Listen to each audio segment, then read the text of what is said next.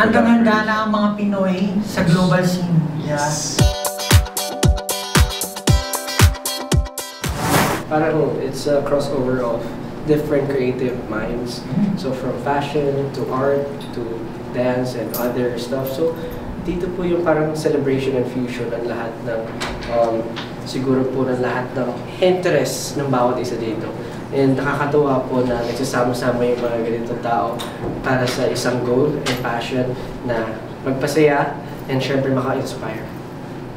So we're just very grateful that we have the platform, and we are very grateful that we have Sir Francis Nimbera to celebrate with us for our 7th anniversary. Ayun po, parang katulad nga ng sinabi ni Sir Francis, celebration talaga ito ng Filipino minds eh. Yeah. Parang ano eh, handang-handa na ang mga Pinoy sa global scene. Yeah. Yes. May, nakita niyo naman yung presentation, yung mga models natin, yung damit, even yung set, di ba? Parang hindi mo talaga pwede sabihin na putyo-putyo ang Pinoy. Parang pwede na siya i-export. Pwede. And dami ko gusto sabihin, pero even the government here, marami ng support pagdating sa creatives natin. And for sure, in the future, mas marami pang mangyayari sa ating art, Filipino art.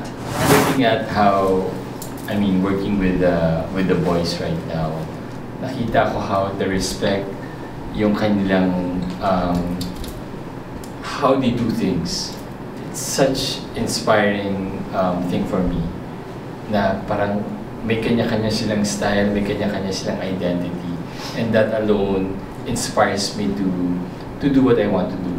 You know, and lima sila eh, diba? And syempre they're very creative in their own different ways.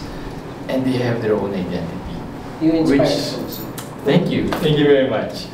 But through them, I was able to come up with something very different with each one's personality in terms of clothing and fashion.